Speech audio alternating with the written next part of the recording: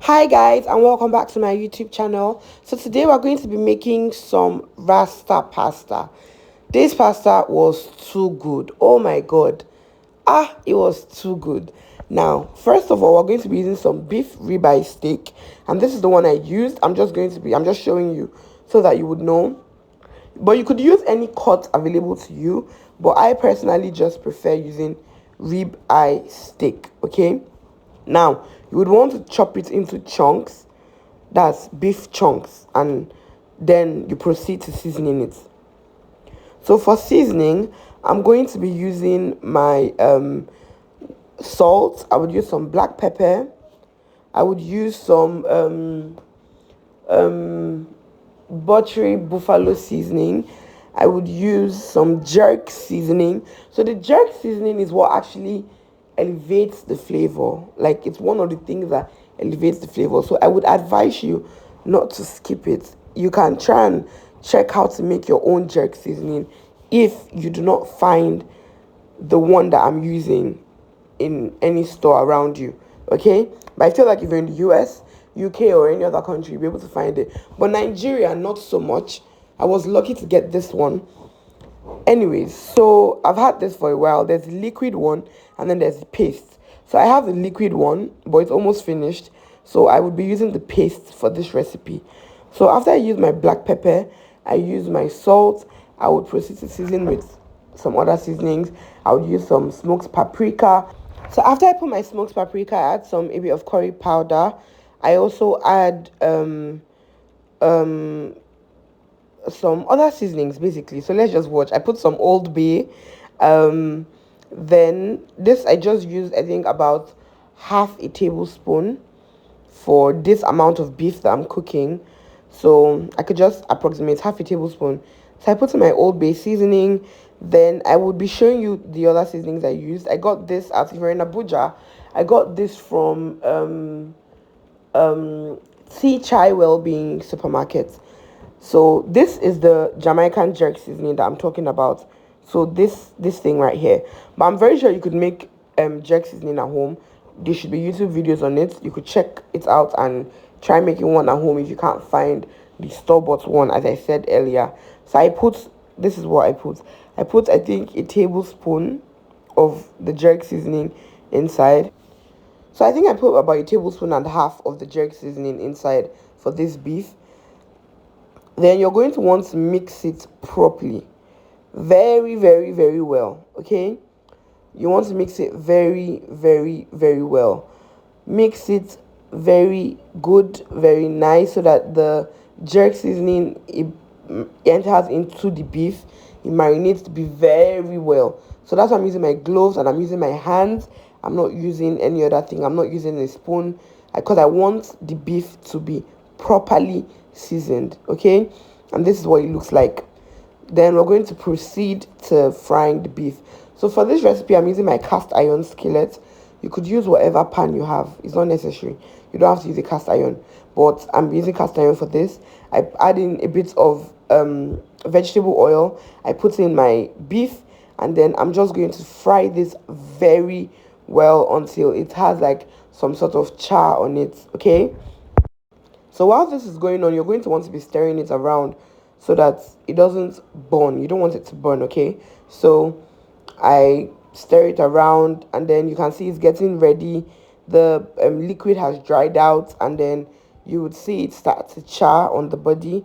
That shows that it's ready. At this point, your kitchen is going to be smelling amazing. That jerk seasoning, I don't know what they put in it, but yo, it's too good. I would really advise you try this pasta. Now, pardon my voice. I have a terrible cold. I know it has been a long time I've posted, but I just wanted to drop this for you guys. And I hope you try the recipe. If you have any questions, as always, I would respond once you just comment down below whatever questions you have.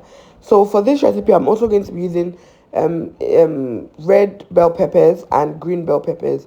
I'm not using yellow. I'm not using carrots. All I'm using is red and green bell peppers. That's all you need.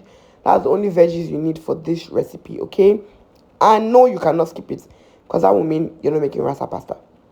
Okay, so trust me, It's really good. Just try it. So I didn't wash the pan. I didn't do anything to the pan. I just added the veggies into the pan like that. So it's going to elevate that. It's going to, the flavor that is stuck to the pan, the bell peppers would suck it out, and then it would stick to the body. I don't know if you see it. So it's going to look seasoned. I won't have to season it. I'm not seasoning with any other thing. So now once you're done with that, you want to make sure that you have some water boiling by the side, because I would advise when you make pasta, regardless of the pasta, do not boil your pasta and keep it before you mix. It's going to be harder for the pasta to absorb the sauce or the flavor when you're stir frying it, or it's going to get too soggy, and you do not want that. So I usually always wait till I know that my pasta sauce is going to be almost ready before I start boiling my pasta. Okay. And for this recipe, I'm using rigatoni pasta. You could use penny pasta. You could use whatever pasta you prefer.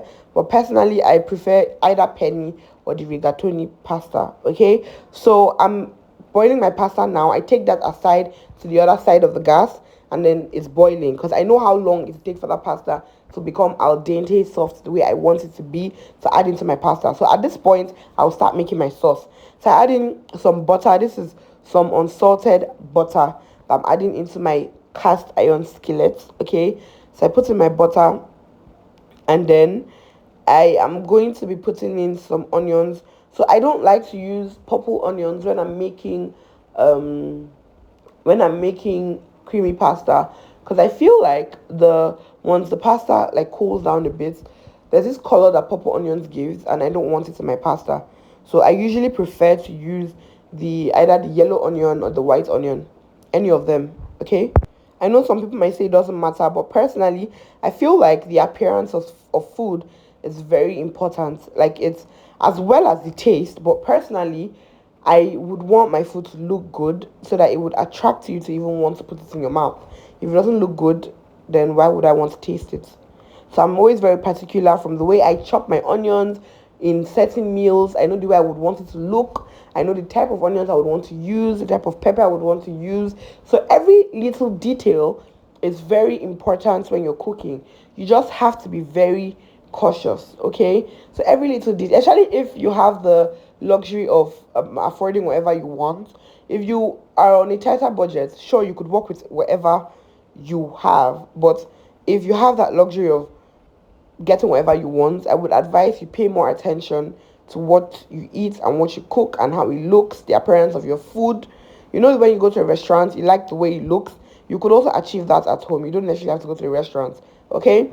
So now I added my onions. I used the white one for this recipe, and then I just added in some smoked paprika to this. I added in some smoked paprika, and then I'm adding in some extra jerk seasoning. Now you remember that I've already put this jerk seasoning into my beef, but for the sauce I'm also adding jerk seasoning. I use 2 teaspoons of jerk seasoning. Okay, so you saw the spoon, 2 teaspoons of jerk seasoning. I added it, and then I'm just going to saute that with my onions and mix that around until my onions get a bit I don't know what word. We're not in an English class. Anyways, so I give that a good stir. I mix that up before I proceed to add. So once that's sauteed, I proceed to add some all-purpose seasoning, and then I'm adding my buttery buffalo seasoning. Guys, if you can find this, please get it. It is too, like, the flavor this has, I don't even understand. It is too good. It's from the Kinder's company. I don't know if I'm pronouncing it correctly, but I'm almost done with that bottle. I think it's at like half or quarter of it. Then I add in some Japanese barbecue seasoning. I would show it to you in a second. So that's it. Some prime steak Japanese barbecue seasoning. So that's what I used as well. So I give this a good mix. Trust me, guys, the mix of the spices together, if you're able to follow everything I do here, like I've done here rather, to a T, I promise you that you would be amazed, marveled. Then after that, I add in some Weber's Parmesan, I think garlic Parmesan. I forgot to take a picture of that. Then I now add in my cooking cream. Okay, so I added in a full, I don't know how many meals this is, but I added in this whole thing, this whole thing. I added in everything, and then I still added in extra. Just so you know, I only used this container for aesthetics, so that wasn't all I added. I still added in extra to it because I wasn't satisfied with how much cream was inside. I wanted it creamy, and that was why I added in extra. Okay, so I give this a good stir, mix this all around. You want to keep mixing because cooking cream has a tendency to burn, and you do not want it to burn. And I added some beef seasoning um to this as well for taste. Then I give this a good stir. I mix it all around.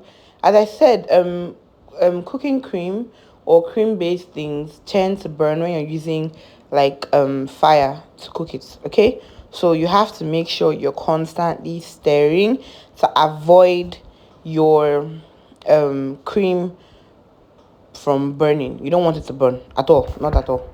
Now I'm going to be adding in some mozzarella cheese, some shredded mozzarella cheese. This has already been pre-shredded. It's not the freshly shredded mozzarella cheese. Although if you're making something like mac and cheese, I would prefer or I would advise you shred your cheese yourself, but this is just pasta that I'm cooking. So I got the pre-shredded bag to use.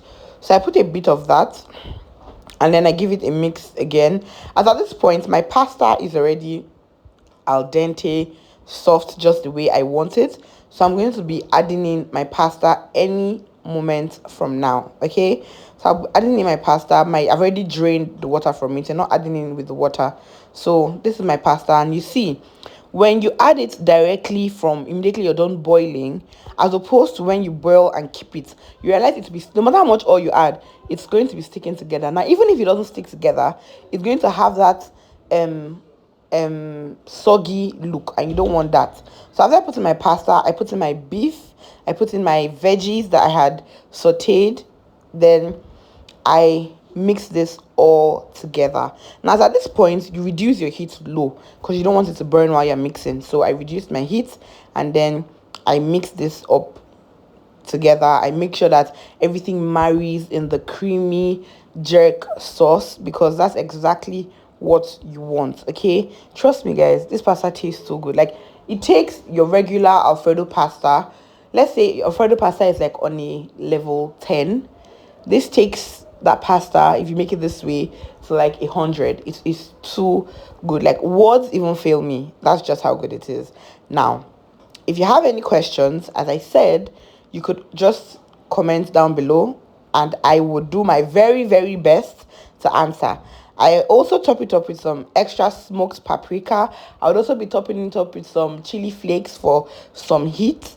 Then I stir this around some more, mix this again, and again, and again, and again. Okay, then after the paprika was when I added in the chili flakes. The chili flakes is completely optional, completely optional. I only added it in because I wanted some extra heat because I'm a Nigerian. We don't eat food without pepper. So yeah, so now I'm adding in some black pepper to this, some flavor for flavor, black pepper. After the black pepper, I'm adding in my chili flakes like I told you earlier.